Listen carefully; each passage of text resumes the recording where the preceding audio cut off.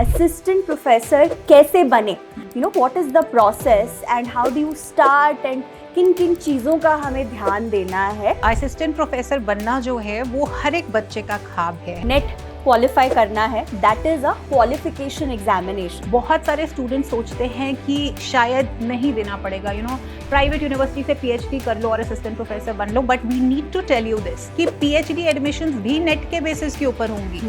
कि भाई आप पीएचडी कर लोगे और फिर आपको जॉब मिल जाएगा, नेट नहीं क्लियर करना है, that doesn't stand true in the long run. Interview देने जाते हो, जो पैनल बैठा होता है ना, वो आपके कॉन्फिडेंस, आपके गेट और आपके पब्लिकेशंस का सबसे पहले ये देखता है कि रिसर्च पेपर तो बाद में देखेगा, पहले उसकी पब्लिकेशन देखेगा कि स्कोपस है। आपकी सब्जेक्ट में एक्सपर्ट बना रहे हैं सो दैट कॉन्सेप्चुअल क्लैरिटी लेके जाके आप इन्हीं सारी चीज़ों को फ्यूचर में टैकल कर सको।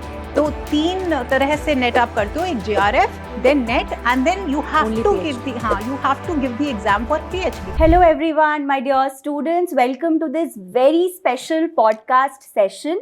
माय नेम इज दीक्षा, मैं हूँ आपकी faculty for UGC NET paper two English literature और मेरे साथ है योर डियरेस्ट एजुकेशन की pro doctor Priyanka ma'am. So आज हम बात करने वाले हैं असिस्टेंट प्रोफेसर कैसे बने, what is the process and how do you start and किन किन चीज़ों का हमें ध्यान देना है। तो स्टार्ट करते हैं ma'am, over to you. So first of all, lovely introduction, and I think assistant professor बनना जो है वो हर एक बच्चे का ख्वाब है ना, तभी आप हमारे प्लेटफॉर्म के ऊपर है। और जिन दो फैकल्टीज से आप ये बातचीत सुनोगे, both of us we have got enriching experience in this field as assistant professors.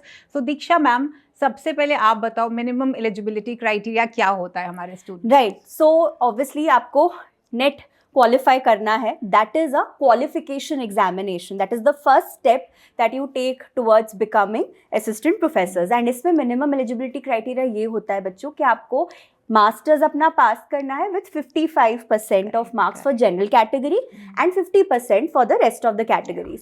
And आप इसको मास्टर्स के फर्स्ट ईयर में है तभी आप अटेम्प्ट कर सकते हो और सेकेंड ईयर तक भी अटेम्प्ट कर सकते हो whenever you comfortable. And you have to have your degree within 2 years of giving the NET examination, right, that is the minimum eligibility. And उसके बाद फिर शुरू होता है जॉब हंटिंग। या सो इसमें एक चीज और ऐड करना चाहते हैं, वो ये that when you do your net, right, तो अब बहुत एक कंट्रोवर्सी आई थी बीच में दैट पीएचडी कैंडिडेट्स, अगर वो पीएचडी करते हैं डायरेक्टली और उनका नेट नहीं होता है, बिकॉज ये अभी एक नई नोटिफिकेशन आई है, but it's just a notification, अभी इसके ऊपर कोई एश्योरेंस नहीं आई है कि डायरेक्ट जो पीएचडी कर लेते हैं बच्चे, they can also apply as assistant professors and NET की ज़रूरत नहीं है। In any case UGC NET का जो एग्ज़ाम है मैम, बहुत सारे स्टूडेंट सोचते हैं कि शायद नहीं देना पड़ेगा, प्राइवेट यूनिवर्सिटी से पीएचडी कर लो और असिस्टेंट प्रोफेसर बन लो, but we need to tell you this कि पीएचडी एडमिशंस भी नेट के बेसिस के ऊपर होंगी। तो तीन तरह से नेट आप करते हो, एक JRF, then NET and then you have to give the exam for PhD, correct? तो ये बात तो हो गई। जैसे मैम ने बोला जॉब हंटिंग की बात, so for job hunting you have to be super active. So state universities जो होती हैं या सेंट्रल यूनिवर्सिटीज होती हैं, उनकी नोटिफिकेशन आती है। प्राइवेट यूनिवर्सिटीज की बात हम यहाँ पे नहीं करेंगे because they are in plethora and we can not talk about the quality and all. So central और स्टेट यूनिवर्सिटीज के अंदर ये अच्छा खासा लंबा प्रोसेस होता है। तो सबसे पहले नोटिफिकेशन निकलती है, उसके बाद एक बहुत लंबा चौड़ा परफॉर्मा होता है जिसके अंदर आप अपना नाम, अपनी डिग्री के प्रूफ देते हो, रिसर्च पब्लिकेशंस, रिसर्च पेपर्स। अब ज़्यादा रिसर्च पब्लिकेशंस या पेपर्स हो ना तो आपको अपने टॉप 3 या टॉप 5 भी बताने पड़ते हैं, राइट। एंड हर एक डिग्री का और हर एक, अगर आपने जेआरएफ किया है, पीएचडी किया है, तो एपीआई जुड़ता है आपका, राइट। अगर आपने पेपर प्रेजेंट किया है तो उसका एपीआई बनता है। बुक्स आपने पब्लिश की हैं, उसका एपीआई बहुत स्ट्रांग बनता है। वर्कशॉप्स, लेकिन students you need to remember one thing, workshops ऐसे वैसे नहीं काउंट होती। जैसे आजकल सोशल मीडिया के ऊपर ma'am every Tom Dick and Herriot is doing workshop, that doesn't count. FDPs as well. Exactly. FDPs also, faculty development programs also. So you have to ensure that you either do it with international bodies or with ICSSR or with any any particular sponsored body which has been recognized by UGC, and the workshop workshop has to be of minimum 5 days, तभी उसको हाँ. Consider करते हैं.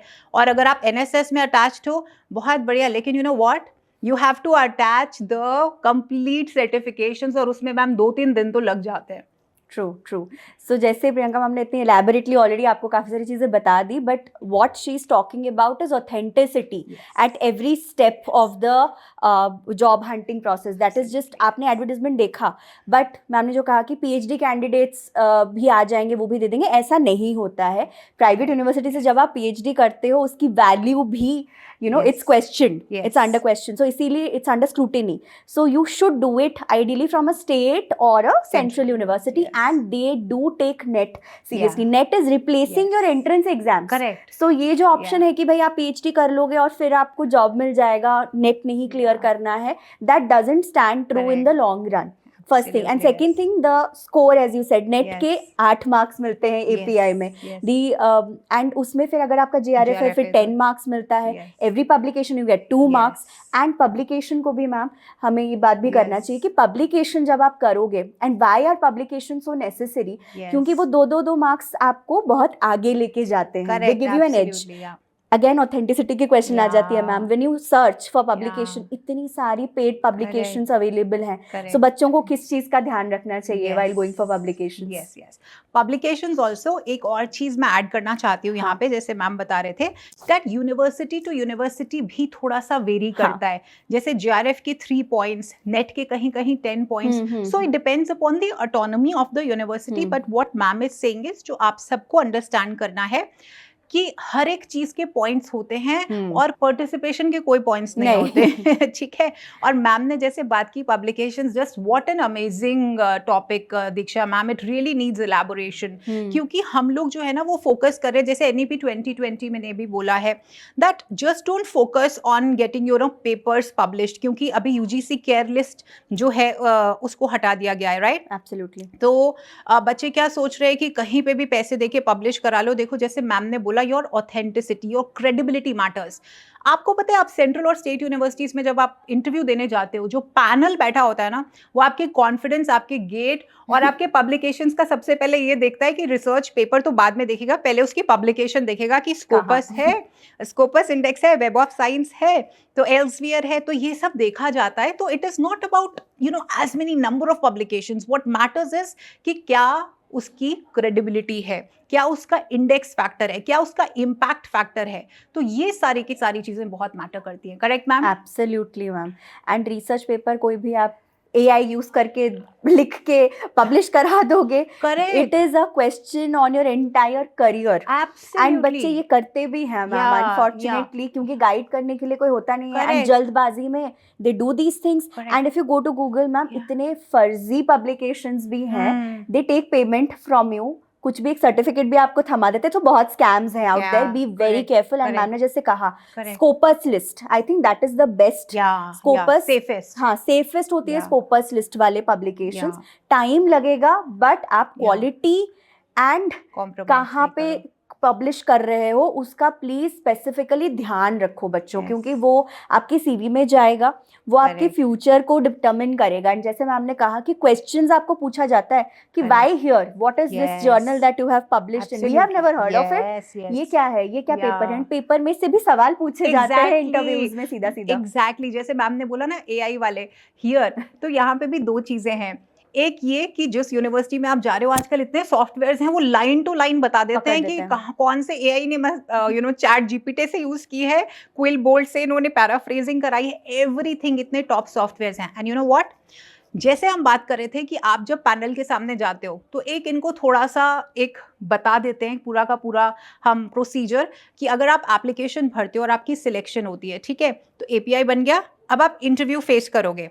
तो interview face करने में I am going to come back to the same thing what you said, कि कैसे पैनल को पता चलता है. तो मिनिमम जो है ना 5 लोग बैठे होते हैं, उसमें से प्रोफेसर्स होते हैं, डीन्स होते हैं, पता नहीं. वो सबसे पहले ना आपसे 1 या 2 क्वेश्चन पूछते हैं, आपकी इंट्रोडक्शन पूछते हैं, and they scan you in and out. यहाँ पे मैम हम दोनों अपने एक्सपीरियंसेस से we can scan people. Honestly with 2-3 questions तो वो तो आप देखो कितने सीनियर होते हैं.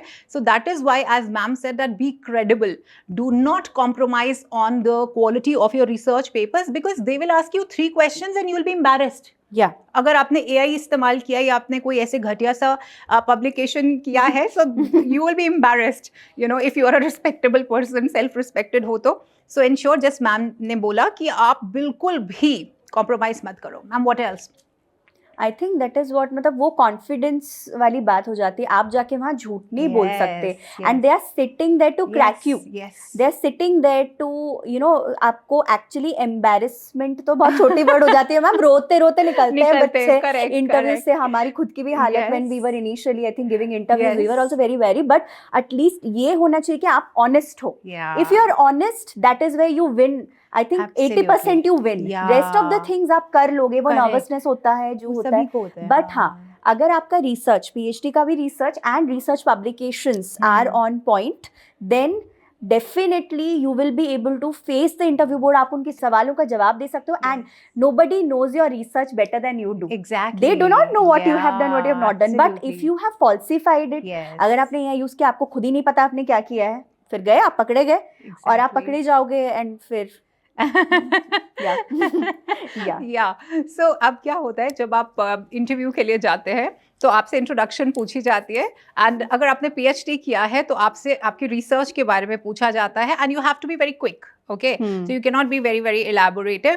एंड देन आपसे पूछा जाता है डेमो. आई स्टिल रिमेंबर, हम लोग अपने लास्ट ऑर्गेनाइजेशन में थे मैम, यू नो, और हम लोगों ने मॉक इंटरव्यूज भी करवाए थे बच्चों के. And even with the real experiences we have. तो सेकेंड पॉइंट आता है डेमो का. वहाँ पे भी आप टीचिंग के लिए आप हो करेक्ट हो या नहीं हो वो दिख जाता है. You know, whether you are facing the board और you are having a perfect angle, जो यू नो पैनल है उसको भी आप फेस कर रहे हो. And you can use the board also. That is very important. Interaction बहुत इंपॉर्टेंट होती है. जनरली बच्चे क्या करते हैं, आपको लगता है आप इंटरव्यू देने जा रहे हो, है ना, वो आपको बोल रहे हैं डेमो, तो आप ना एक वन वे ये लोग पढ़ाना शुरू कर देते हैं. You have to treat the panel like they're your students, right? You know, and with full respect, dignity, and trust me, just ma'am said कि भाई ऑनेस्टी को बहुत रिस्पेक्ट की जाती है. आपको 5 में से 3 क्वेश्चन नहीं आते ना, आप उनको बोलो sir, ma'am, I am not knowing this, I would appreciate अगर आप मुझे बताओगे, या I will search more about it. That's very important. And then we come to the greeting part also. जैसे आप enter करते हो तो आपने सभी पैनल को एक ही बारी विश करना है. मैम और सर्जन तो इकट्ठे बोलो. Dressing should be very nice, ma'am. Dressing, of course, that is the first impression. Yes. When you walk in, they do see you. Even if they don't scan you from head to toe, they do see you what you're wearing.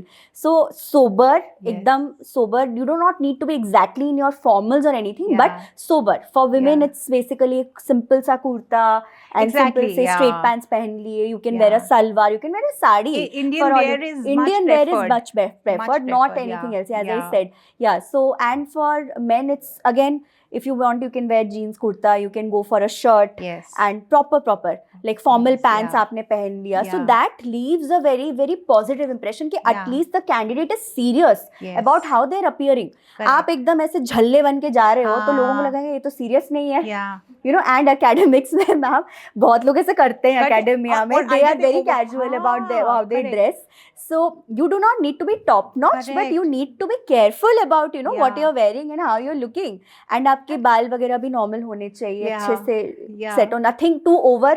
Exactly, not wearing झुमका or loud makeup. Please don't do that. छोटे earrings है, थोड़ा सा बिंदी लगा दिया छोटा सा, बस. You don't wear heels. No, don't wear heels. No, never. Heels is not preferred. You are teaching. You have to stand and teach. Comfortable footwear. No bangles. No. Comfortable footwear. क्योंकि आप खड़े होकर पढ़ाओगे. मैम ने जैसे कहा demo में वो ये देखता है आपकी पर्सनालिटी निकल के आती है पूरी. आप इंटरव्यू दोगे, फिर आप खड़े होकर पढ़ाओगे. एंड इफ आप एक तरफा पढ़ा रहे हो, जैसे मैम ने एकदम बढ़िया बात कही कि if you are just you know taking a lecture, it's not a lecture, it should be interactive session with the students. आप जितना interact करोगे, that shows how creative you are, that shows who you are. And जैसे I think हम सारे educators PW में ये कहते हैं आपको कि हम सिर्फ आपको नेट के लिए ट्रेनिंग नहीं दे रहे हैं, हम आपको आपकी सब्जेक्ट में एक्सपर्ट बना रहे हैं, सो दैट कॉन्सेप्चुअल क्लैरिटी लेके जाके आप इन्हीं सारी चीजों को फ्यूचर में टैकल कर सको. NET is not just about, देखो नेट तो MCQ बेस्ड है, बट उसके साथ आप जब क्लासेस लेते हो, so these are the things we focus on as well, right? That is I think a USP of PW.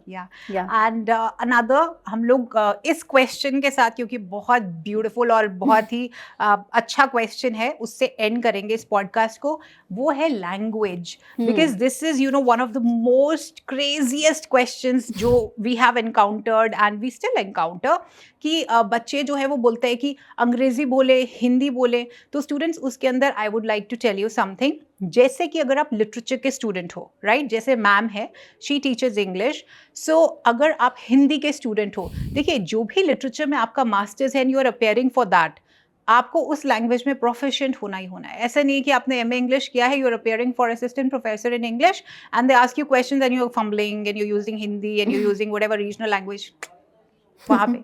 Now coming to social sciences, जैसे मेरा एजुकेशन है, sociology, political science, there you have to be proficient in both the languages or maybe regional language also. Why? Because literature के अंदर there is no, you know, there, अगर English है तो English, Hindi है तो हिंदी. बट सोशल साइंसेज में क्या होता है, आपको मिक्सचर मिल रहा है, रीजनल लैंग्वेजेस बोलने वाले भी, हिंदी बोलने वाले भी, अंग्रेजी बोलने वाले. You have to transition. Another thing, आपको जो पैनल भी मिलेगा ना, उसके अंदर भी कुछ हिंदी में बात करेंगे, कुछ इंग्लिश में बात करेंगे. एंड रिमेंबर, इंग्लिश में जो क्वेश्चन पूछ रहा है उसको इंग्लिश में जवाब दीजिए. जो हिंदी में पूछ रहा है उसमें इंग्लिश मत झाड़िए प्लीज. और so and that was it. Ma'am, any particular last note? Not really, ma'am. I think we have covered quite a bit. So, बच्चों, इसी को ध्यान में रखते हुए आगे बढ़िएगा. I think मैम ने भी इतने ज़्यादा इंसाइटफुल बातें कही हैं, इंसाइडर इन्फॉर्मेशन आपको मिल रही है इस पॉडकास्ट के थ्रू, जो आपको कोई बताता नहीं है. Exactly. So, all the very best. I think we wish you all the luck. And please ये सारी चीज़ें ध्यान रखें, आप आगे अपना फ्यूचर बनाएं, असिस्टेंट प्रोफेसर्स बने. हमारे लिए ही सक्सेस स्टोरीज फिर हमें ही मिलती है. And will be the most happy. मतलब पेरेंट्स के बाद अगर कोई आपकी सक्सेस को लेके खुश होता है तो वो आपके टीचर्स होते हैं. So with that we sign off. Please take very good care of yourselves. Thank you.